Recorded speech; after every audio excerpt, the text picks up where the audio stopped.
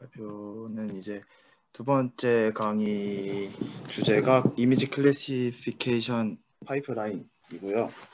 오버뷰는 이제 시멘틱 캡이랑 이미지 데이터 구조 먼저 설명해 드리고, 그다음에 데이터 드리븐 어프로치, 그 중에서도 니어리스트 네이버랑 KNN 리니어 클래시파이어, 이 순서대로 설명을 먼저 시작할게요.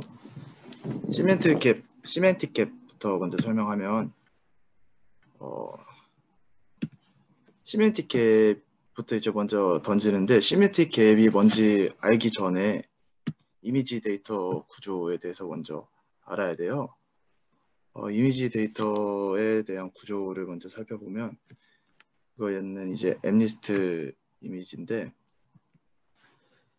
우리랑 다르게 컴퓨터는 이제 이미지 데이터를 이제 픽셀 값으로 숫자로 받아들이죠. 그래서 가로, 세로, 채널 이렇게 28, 28, 1 이렇게 표기하고, 이거를 이제 해석할 적에는 총 784개의 픽셀이 흑백 이미지로 되어 있다.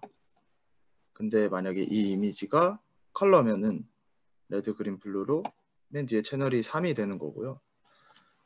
이제 이 데이터를 인풋할 때는 이거를 전부 1차원 어레이 배열로 바꿔서 인풋한다고 생각하시면 됩니다. 그래서 이미지 데이터 구조는 이런 식으로 되어 있고, 그러면 이제 시메틱 캡이 뭐냐? 이게 근데 영어로 표현된 거라서 맞게 해석했는지는 모르겠는데, 직역하면 의미상의 차이예요. 그래서 아까 보면은 컴퓨터는 이미지를 이렇게 픽셀 값 숫자로 받아들이잖아요. 그래서 거기서 생기는 차이라고 보면 되는데, 강의에서는 시멘틱 갭의 원인이 이제 6가지, 시멘틱 갭으로 인해서 발생될 수 있는 문제가 이제 6가지로 분류를 하고 있어요. 이미지를 이제 분류하기 위해서 생기는 6가지 어려움 중에 먼저 하나가 뷰포인트 베리에이션. 카메라가 이제 객체를 비췄을 때 각도에 따라서 생길 수 있는 어려움. 그 다음에 일루미네이션. 객체에 대해서 쪼여진 조명이나 명암 때문에 분류를 하기 어려울 수 있는 어려움. 그 다음에 디포메이션. 객체가 이게 기형, 계속 변형되고 모양이 하나가 아니겠죠. 그래서 거기서 생길 수 있는 어려움. 그 다음에 어클루전. 객체가 이렇게 가려질 수도 있는 거고, 백그라운드 클러터. 배경과 객체가 좀 구분이 잘 안 되는 어려움. 그다음에 인트라 클래스 베리에이션이라고, 이거는 한 클래스 내에서도 여러 개의 클래스로 이렇게 분류가 될 수 있잖아요. 근데 그거를 이제 가장 상위 클래스로 전부 다 똑같이 클래스로 분류할 수 있느냐, 그런 어려움이 발생할 수 있어요. 그래서 이 시멘틱 캡, 이미지를 클래스를 분류할 때 어려울 수 있는 상황들을 알아봤고, 그러면은 이제 어떻게 접근하면 되냐. 위에처럼 함수를 지정하면은 이렇게 지정하면 마땅한 알고리즘이 존재하잖아요. 이미지를 바로 넣고 라벨이 나온다? 이런 게 아니고, 데이터를 중심으로 접근을 해서 이미지 데이터를 라벨과 같이 수집한 다음에 머신러닝을 이용해서 모델을 학습하고, 그 다음에 이제 이미지를 분류하는 거죠. 그래서 이제 그 중에서도 가장 먼저 니어리스트 네이버를 강의에서 설명을 하고 있어요. 니어리스트 네이버는 이제 위에 단계에서는 트레이닝 이미지의 이미지 정보와 라벨을 전부 기억한 다음에, 예측 단계에서는 그 테스트 값과 가장 비슷한 트레이닝 이미지의 라벨을 이제 테스트에 부여해 주는 거죠. 테스트 이미지에. 그래서 데이터 이제 예제로는 시파10 데이터를 강의에서 예로 들고 있고, 이 데이터는 이제 10개의 클래스, 그 중에서도 5만 개가 트레이닝 이미지고 1만 개가 테스트 이미지예요.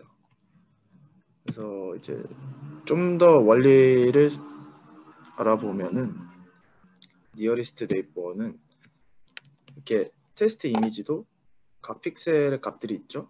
트레이닝 이미지도 이렇게 각 픽셀의 값이 있을 거고, 그러면은 모든 트레이닝 이미지에 대해서 이렇게 행렬 계산을 해가지고 절대값을 씌워서 다시 이렇게 행렬을 만들고 이것의 총합이 L1 디스턴스 값인 거예요. 이 수식을 그대로 적용한 거죠. 그러면은 이 총합이 가장 작은 값의 트레인 이미지의 라벨을 이제 테스트 이미지의 라벨로 부여해서 분류를 해주는 거예요. 근데 이게 좀 딱 봐도 좀 비합리적인 결과 같고, 가장 큰 단점이 이제 그 분류를 하는 과정에서 테스트 이미지 하나를 분류하기 위해서 트레이닝 이미지 5만 개의 L1 값을 전부 구해야 돼요. 그래서 분류 속도가 너무 커지는 가장 큰 단점, 그게 가장 큰 단점이고, 그래서 이제 다음번으로 소개하는 게 K 니어리스트 네이버예요. 니어리스트 네이버와 가장 큰 차이점은 니어리스트 네이버는 아까 L1 값이 디스턴스 값이 가장 작은 값을 채택해서 이미지를 분류하는데, 이제 KNN은 그중 가장 작은 값이 아니고 가장 작은 값 중에서도 K개를 선별해서 다수결로 클래스를 결정하는 데에 큰 차이가 있어요. 아까 그거보다는 좀 더 합리적인 결과가 나오겠죠. 그래서 K라는 하이퍼 파라미터가 하나 생겼고, 제가 알기로는 원래 디스턴스 값이 몇 개 더 있는 걸로 알긴 한데, 강의에서는 이제 맨하탄이랑 유클리디안 디스턴스 2개 또 정할 수 있다고 하이퍼 파라미터 2개를 이제 설명을 하고 있어요. 여기 이 좌표는 이 둘의 차이점에 대해서 더 자세히 설명해 주는 거니까 궁금하신 분들은 들어가시면 될 것 같아요. 그래서 KNN 기법에서 하이퍼 파라미터 2개가 생겼으니까 성능이 가장 잘 나오는 베스트 조합을 이제 찾아서 모델을 결정해야겠죠. 그 중에서도 이제 밸리데이션, 크로스 밸리데이션 기법을 강의에서 설명을 하고 있고, 이거는 이제 베스트 하이퍼 파라미터 조합을 찾을 적에 테스트 데이터로 찾으면 안 돼요. 테스트 데이터가 과적합되면은 굉장히 위험한 상황이고, 다른 데이터를 분류할 때 문제가 생길 수 있으니까 트레인 데이터에서 꼭 밸리데이션 셋을 만들어줘서 밸리데이션 셋으로 하이퍼 파라미터의 최적의 조합을 찾으면 된다. 꼭 밸리데이션 셋을 만들어줘서 하이퍼 파라미터 조합을 찾는다. 그런데 이제 트레이닝 셋에서 밸리데이션 셋까지 만들면은 이제 데이터가 조금 부족해지는 현상이 또 있을 수 있잖아요. 그래서 또 설명하는 게 K 크로스 밸리데이션 기법이고, 이거는 이제 밸리데이션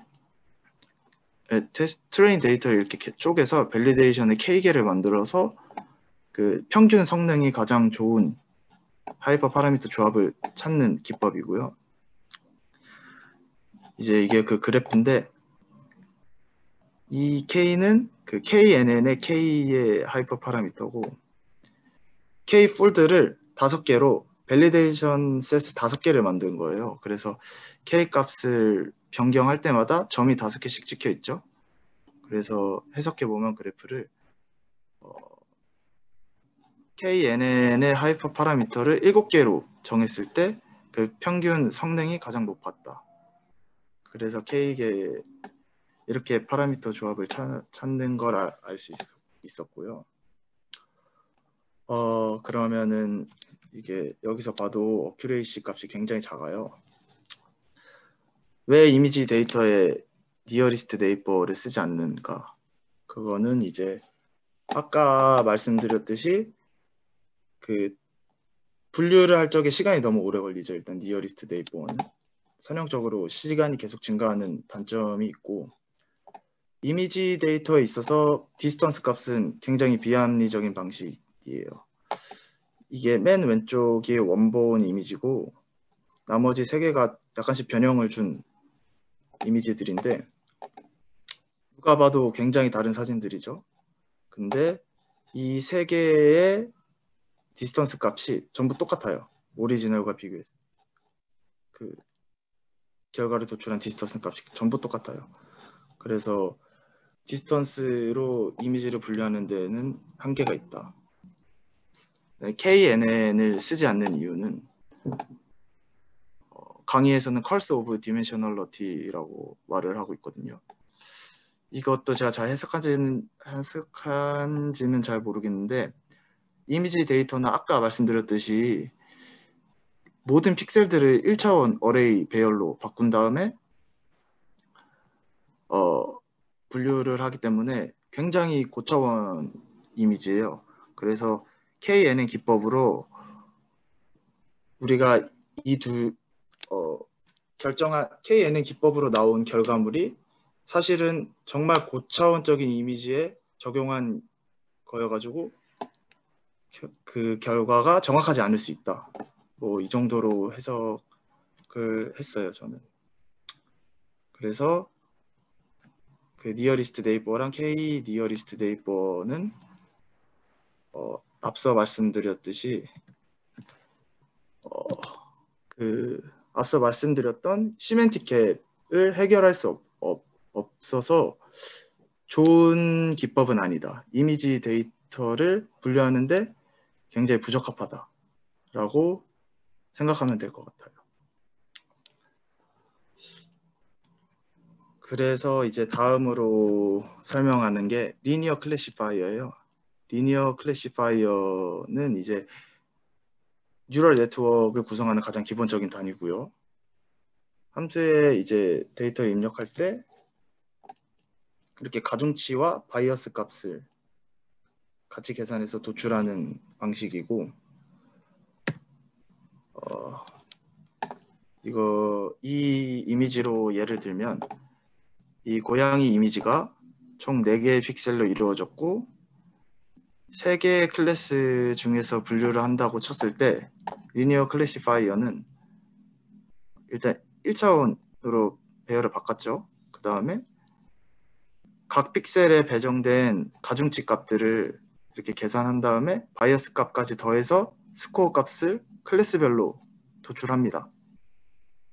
그래서 가장 높은 스코어를 얻은 클래스를 해당 이미지의 클래스로 분류하는 것이죠. 마찬가지로